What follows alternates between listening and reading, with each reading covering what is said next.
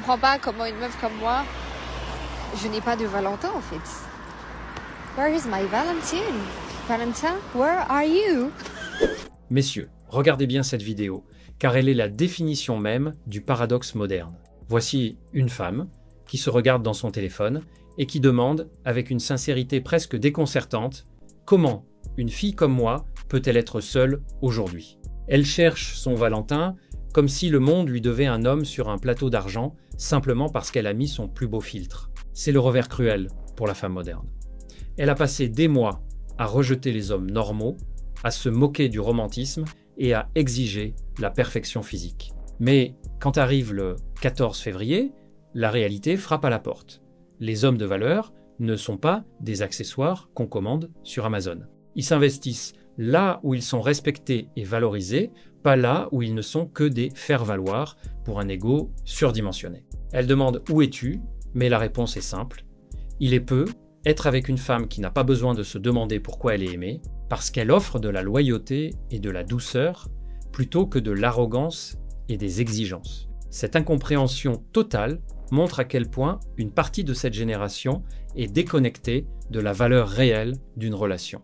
Elle pense que sa beauté est une monnaie d'échange universelle, mais elle réalise trop tard que sur le marché de l'engagement, le caractère pèse bien plus lourd que le maquillage. Un homme de valeur ne court pas après celle qui se demande où est son dû. Il construit son avenir avec celle qui sait que l'amour est un partenariat, pas une récompense pour être simplement une fille comme elle. Laissez-la chercher son Valentin dans le vide de ses réseaux sociaux. Votre temps et votre affection sont trop précieux pour être gaspillés dans une quête de validation sans fin. Tracez votre route. Cette année, il y a plus de célibataires que de couples, le 14 février. Entre les mecs qui larguent la veille, ça vous êtes vraiment des chiens, j'espère que le karma va vous craquer les fesses là. Et plus de célibataires. Ou des meufs qui savent pas c'est quoi la relation, du coup elles sont célibataires mais en même temps en couple, oh my god. Donc là les mecs vous larguez vos copines pour aller en boîte. Donc méfiez-vous des mecs en boîte s'il vous plaît le 14 février, méfiez-vous les filles. Oh my god. Heureusement je suis célibataire hein, parce que là j'aurais mal au crâne, j'ai vu tous les commentaires, j'ai mal au crâne les gars, j'ai mal. Et les filles vous êtes courageuses hein. Oh my god. Messieurs, regardez bien le spectacle.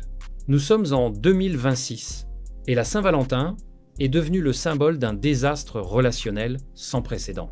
L'autrice nous le dit elle-même, il n'y a jamais eu autant de célibataires et ceux qui pensent être en couple ne savent même plus ce que cela signifie. On parle de femmes célibataires mais en couple, un concept absurde qui cache une peur panique de l'engagement et une perte totale de repères. C'est le revers cruel pour la femme moderne. À force de courir après l'indépendance absolue et de valider des relations sans étiquette, elle se retrouve à redouter le 14 février comme une épreuve de force.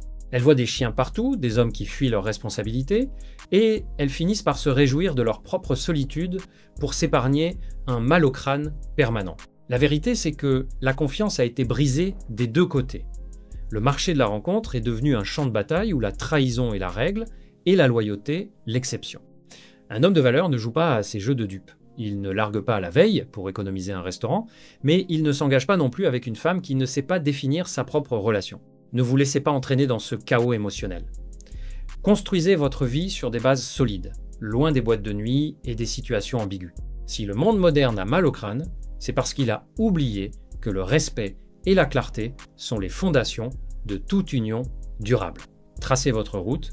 Bon, les red flags physiques chez un homme. Et je parle au nom de toutes les femmes, évidemment. Alors pour commencer, si t'as un petit nez, pourquoi faire? Pourquoi t'as un plus petit nez que moi en fait? Si t'as pas de barbe, gros red flag, genre t'es un gamin ou quoi? Si tu fais moins d'1m90, tu sers à rien, genre. Tu veux que je te prête mes talons?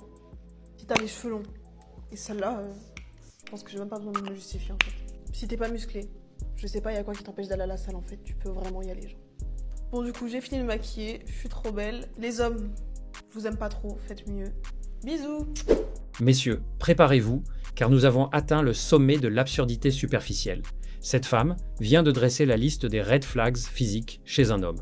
Et tenez-vous bien, si vous faites moins d'1m90, si vous n'avez pas de barbe ou si vous n'êtes pas sculpté comme un dieu grec, vous êtes tout simplement inutile à ses yeux. C'est le revers tragique de la femme moderne, nourrie aux filtres Instagram et aux fantasmes de TikTok.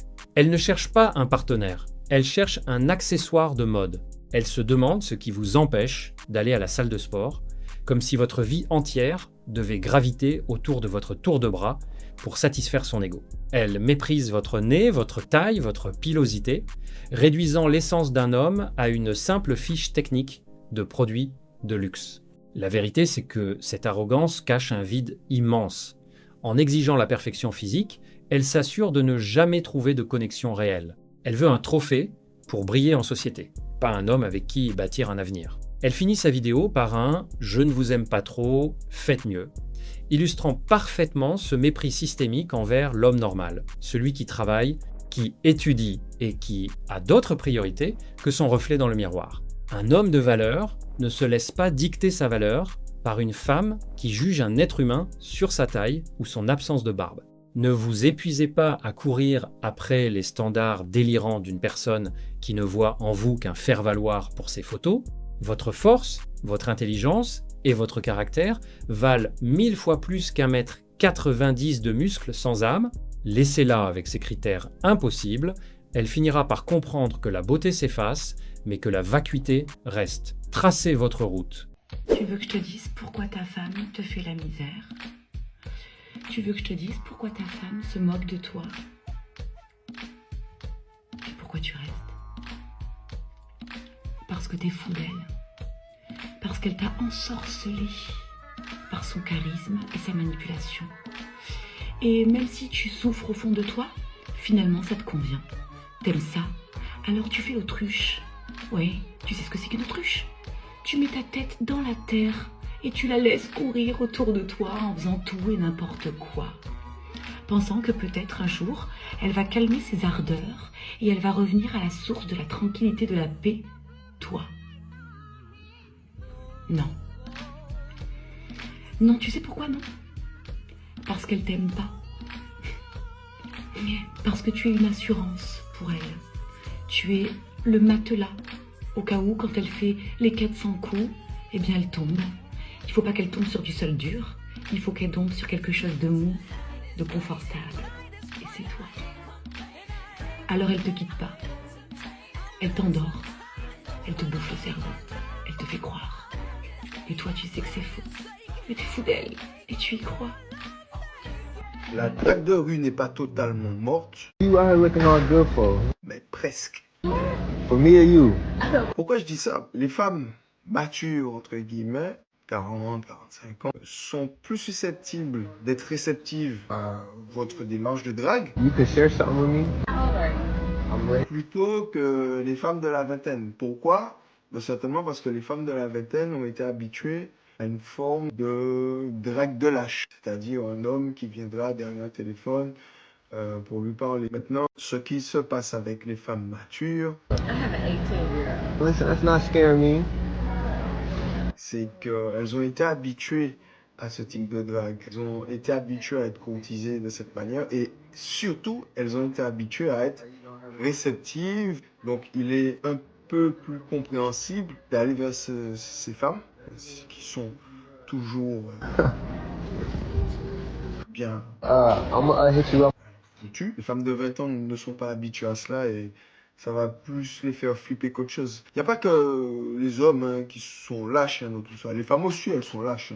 Donc les gars, l'avenir se trouve dans les femmes matures si vous voulez draguer dans la rue. Messieurs, le constat est sans appel. La séduction de rue est en train de rendre l'âme. Et la faute revient à une génération de lâches.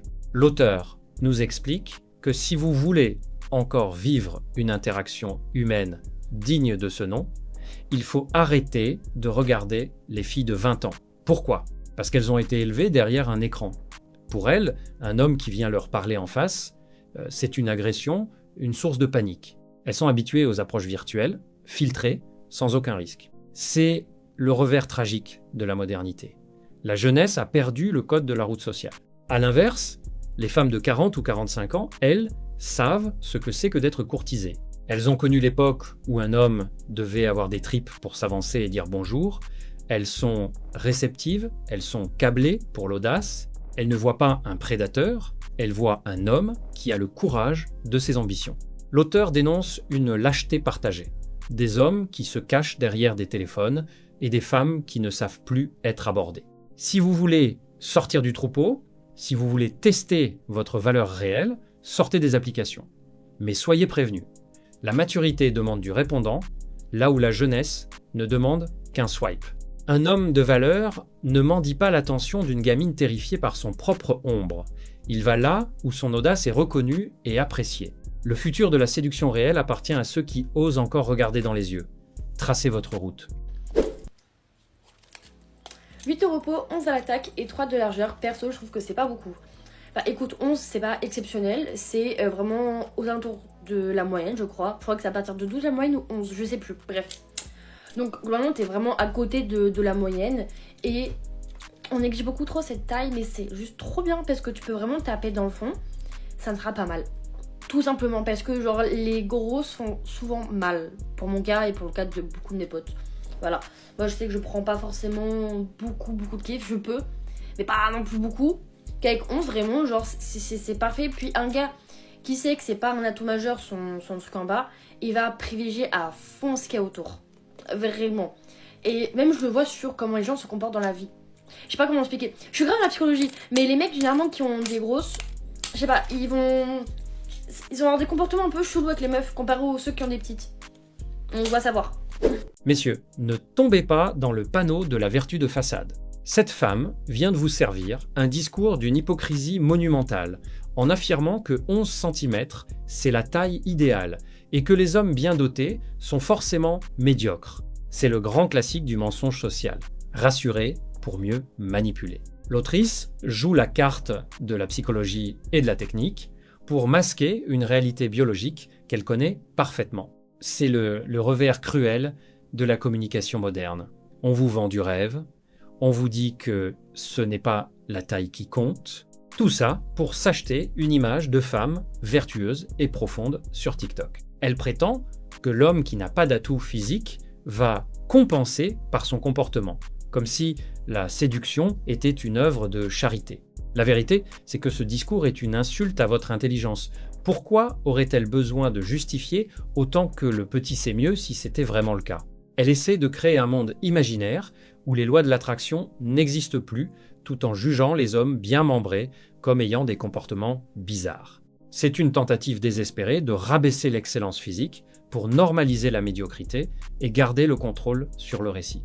Un homme de valeur ne se laisse pas bercer par ces berceuses hypocrites. Il sait que le monde est compétitif et que les standards féminins, bien que cachés derrière des sourires et des « oh my god », restent brutaux. Ne cherchez pas la validation dans les mensonges de celles qui veulent vous endormir. Travaillez sur votre puissance réelle, physique et mentale, et ne confondez jamais la politesse sociale avec la vérité du terrain. Tracez votre route. Il y a un problème que tous les hommes rêvent d'avoir avec leur femme. Oui, j'ai bien dit un problème.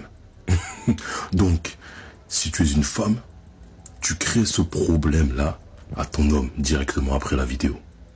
C'est quoi? C'est pas genre on se dit ah c'est chaud, j'ai oublié de vider la vaisselle, elle va me prendre la tête. Ah vas-y, j'ai oublié d'acheter son lait d'amande là au magasin, tout ça, ah là là, va me prendre la tête de fou, c'est chaud. Non, c'est pas ce genre de problème là. Le vrai problème c'est quoi? C'est quand on est là, on a débauché, et avant de rentrer dans le foyer, on se pose, on se dit là, comment je vais faire pour survivre à une nuit de plus? Comment je vais faire? En ce moment, elle a chaud. En ce moment, elle veut ma peau. Comment je vais faire pour survivre à un cardio nocturne de plus? Elle me surpasse. Elle me surpasse. Ça, c'est un vrai problème. Ça, il faut causer ce problème-là. Et c'est le problème que tous les hommes rêvent d'avoir. À ce moment-là, on hésite à rentrer chez nous, tu vois. On se dit, ça peut venir à tout moment. À tout moment, elle peut déclencher le truc. Si elle a couché les petits à 19h, on sait qu'on est cuit. On est cuit. Et on est là et on réfléchit parce que c'est chaud. On se dit, mais combien d'heures de sommeil elle va me laisser ce soir? Est-ce qu'elle a pas appelé mon boss pour lui dire que je serai pas là demain? Est-ce qu'elle a déjà pris le devant? Parce qu'elle sait que elle va me mettre hors service ce soir. Elle veut me mettre hors service tout le temps. comment je peux régler ce problème? Et là, on appelle nos potos, on se dit, ah, t'as pas une technique? Certains vont nous dire, oui, vas-y, prends du miel, ou vas-y, fais une cure d'œufs, tu prends 6 œufs par jour, tu manges ça bien comme il faut, et après, à la fin, tu verras que tu seras bien chaud et tout ça. Tout ça, tout plein de petites techniques. Les gars, les frérots, ils essaient de nous aider, mais on est seul face à ce problème, qui est dur à résoudre. C'est réel. On se dit, mais là, quel piège va-t-elle me tendre? Quelle lingerie va-t-elle mettre pour aspirer mon âme ce soir? Pour me corrompre. Quand on voit là, le plat qu'elle est en train de préparer là, avec la bonne sauce là, le poulet, tout ça là, hein, un repas bien copieux. C'est pas gratuit. C'est pas pour rien ça. Elle dit, oui bébé, vas-y, prends des forces. Prends des forces. T'en auras besoin. Le plat il est bon, hein. Elle te dit, le plat il est bon, hein. Non, c'est des vrais problèmes ça. C'est des vrais problèmes. C'est une question de survie même, à un moment donné. Mais c'est des problèmes que les hommes aiment avoir avec leurs femmes. Rester concentré dans le foyer, ça peut être très très méchant. Messieurs, oubliez les problèmes de facture ou de ménage. L'auteur nous parle aujourd'hui du seul vrai problème que chaque homme sur cette terre rêve de rencontrer. Avoir une femme qui a plus d'énergie que lui sous la couette. Imaginez la scène, vous rentrez du boulot, épuisé, et vous voyez ce petit regard, cette lingerie choisie avec soin, et ce repas copieux qu'elle a préparé pour que vous preniez des forces. C'est le revers magnifique de la vie de couple. On en rigole entre potes, on s'échange des astuces sur le miel ou les régimes à base d'œufs pour tenir la distance, mais au fond, c'est la validation ultime de votre virilité. Quand votre femme vous dit qu'elle va vous mettre hors service pour la nuit, elle ne vous insulte pas, elle vous rend hommage, elle crée un défi de survie où votre cardio est mis à rude épreuve, mais où votre ego ressort grandi. L'auteur décrit cette hésitation devant la porte d'entrée. Vais-je tenir une nuit de plus? C'est une question de survie, certes, mais c'est surtout le signe d'un foyer où la flamme ne s'est pas éteinte. Dans un monde où beaucoup de couples s'endorment devant la télé, avoir une femme qui veut aspirer votre âme est un luxe absolu. Un homme de valeur sait apprécier ce défi. Il ne fuit pas devant l'exigence de sa partenaire. Il s'en nourrit. Alors messieurs, si vous vous sentez cuit ce soir, rappelez-vous que c'est le meilleur problème que vous puissiez avoir. Prenez des forces, restez concentrés et honorez cette passion qui fait de votre foyer un champ de bataille dont on ne veut jamais s'échapper. Tracez votre route. Je vais vous raconter le jour où mes deux mecs m'ont fait un guet-apens.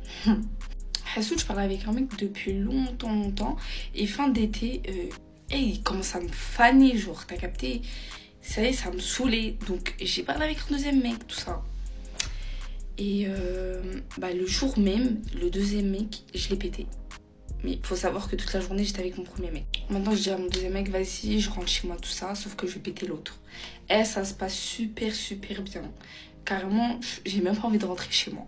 Maintenant, le poteau, il me dit, vas-y, t'inquiète, reste toute la nuit, tout ça, je te redépose. Je lui préviens, je lui dis, hey, poteau, j'habite loin, mais dans le fin fond du 7-8, est-ce que tu vas me redéposer? Il me dit, y a pas de souci, tout ça, non. Hassoud, je passe une bonne soirée, tout ça, jusqu'au moment, là, mon premier mec qui commence à me harceler de messages. Frérot, je suis occupée, en fait. Je fais la mort, je réponds pas, tout ça. À un moment donné, je vois le deuxième mec, il est un peu distant, il me fait plus de papouille, rien. Je lui dis, oh, je l'ai dégoûté, j'ai fait quoi en fait? On attend samedi soir, il me dit, viens, on va sur les champs, tout ça, non. Faut savoir, je suis jamais allée le soir sur les champs. J'y vais, vas-y, y'a pas de souci. Moi, je me voyais déjà faire mes petites photos, tout ça. Il me dit, ouais, vas-y, viens, on se pose là. En fait, je sais pas si vous voyez, c'est où le McDo des champs. On se pose là-bas, tout ça. Il me dit, vas-y, je vais te ramener un bouquet de fleurs. On m'a toute contente et tout. On m'avait jamais ouvert de fleurs. Maintenant, c'est quoi, frérot? Je vois mes deux mecs ensemble, les yeux écartés. Oh là, oh mon Dieu! J'ai joué la carte de la folie. Hein. Ils sont venus. Bref, vous avez capté. Ils sont venus. Je fais, vous êtes qui? T'es qui? J'ai commencé à nier. Genre en mode, les deux, je les connaissais pas. Hein. On avait rien à foutre. Maintenant, je me dis, non. Je vais encore jouer plus la carte de la folie. Je prends ma veste. Je tape un sprint. Hein. Quand je vous dis, je tape un sprint hein, sur les champs le soir. Les potos, ils veulent rien savoir. C'est pas, je me retourne, je vois une course. Mon gars, faut pas faire ça. Moi, je commence à traverser. J'essaie de trouver une route de métro. Je sais pas. Je joue la carte de la folie. Je m'arrêtais au plein milieu. J'en avais rien à foutre. Hein. Je vois un truc du métro. Je rentre dedans. Quand à partir du moment où j'étais dans le métro, c'était un cache-cache. Je rampais. Je rampais. Et en fait, il faut savoir que moi, j'étais de ce côté-là du métro. Et eux, ils étaient de l'autre côté. La vie de ma mère, ils criaient mon blaze. Ils criaient mon blaze en mode pourquoi tu te caches, t'es où? Non. La vie de ma mère, je me cachais derrière les gens, j'en avais rien à foutre. Bref, à Soul, j'ai eu un dernier train, je suis rentrée chez moi.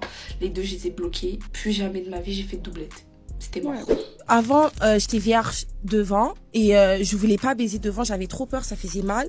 Et du coup, j'ai baisé très très longtemps derrière. J'ai connu que ça derrière pendant des années avant de me faire déverger. T'avais peur d'avoir mal à Noun, mais tu te prenais dans les fesses, ça faisait pas mal. Ouais, parce que j'avais appris justement que dans les fesses, c'est toujours ouvert.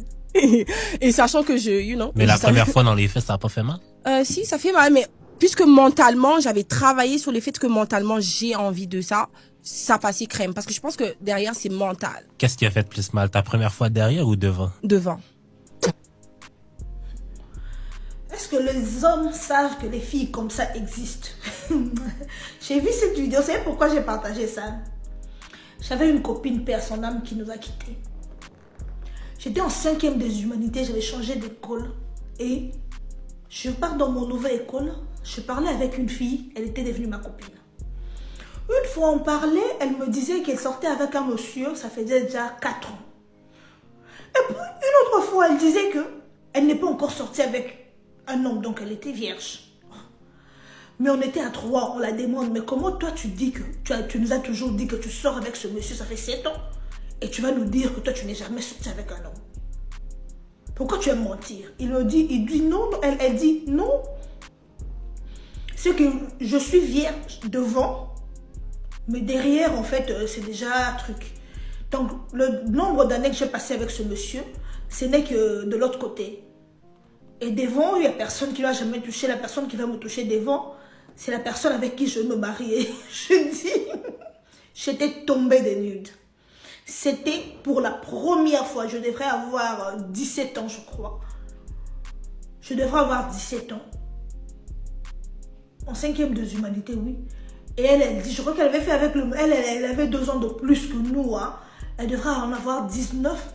Donc elle a dit que depuis qu'elle a commencé avec le monsieur, elle devrait en avoir entre 12 et 13 ans. Et ce n'était que de l'autre côté. Je suis rentrée à la maison, je pensais, je dis comment ça peut être possible qu'une personne devant, elle se tienne normale et derrière, elle strague tout, quoi. Donc elle abîme tout. Et les filles comme ça existe. Même en Afrique, ça existe. Les hommes, faites très attention avec qui vous rencontrez, franchement. Et elle est ouverte, elle en parle. Plusieurs femmes n'en parlent pas. Hein. Non. Et merci pour sa sincérité. Je ne la connais pas, mais je la remercie. Parce que les femmes sont profondes. Messieurs, asseyez-vous, car ce que vous allez entendre va redéfinir votre vision de la femme vertueuse. Imaginez un homme qui attend le mariage pour déverger sa femme, pensant être le premier, alors qu'elle pratique le sexe anal depuis ses 12 ans. Ce n'est pas un scénario de film, c'est une réalité sociale que l'on appelle la virginité technique. L'autrice nous révèle l'existence de ces femmes qui préservent leur hymen comme un capital financier pour le mariage, tout en ayant une vie sexuelle débridée par l'autre côté. C'est le revers cruel de l'hypocrisie moderne. La pureté est devenue une simple astuce anatomique. Elles mentent à leur famille, à leurs amis et surtout à leur futur mari, en lui vendant une exclusivité qui n'existe plus depuis longtemps. Le message est d'une clarté brutale. Ne vous fiez plus aux étiquettes. Une femme peut vous jurer qu'elle est vierge tout en ayant des années de pratique derrière elle. Cette dissociation entre le corps et la morale montre à quel point le marché du mariage est devenu un champ de mine où les apparences sont soigneusement sculptées pour vous tromper. Un homme de valeur regarde le caractère, la sincérité et le passé global. Ne soyez pas celui qui achète un produit d'occasion emballé dans un papier neuf. Soyez lucide, posez les bonnes questions et comprenez que dans ce monde, la profondeur d'une femme ne se mesure pas à son anatomie, mais à sa transparence. Tracez votre route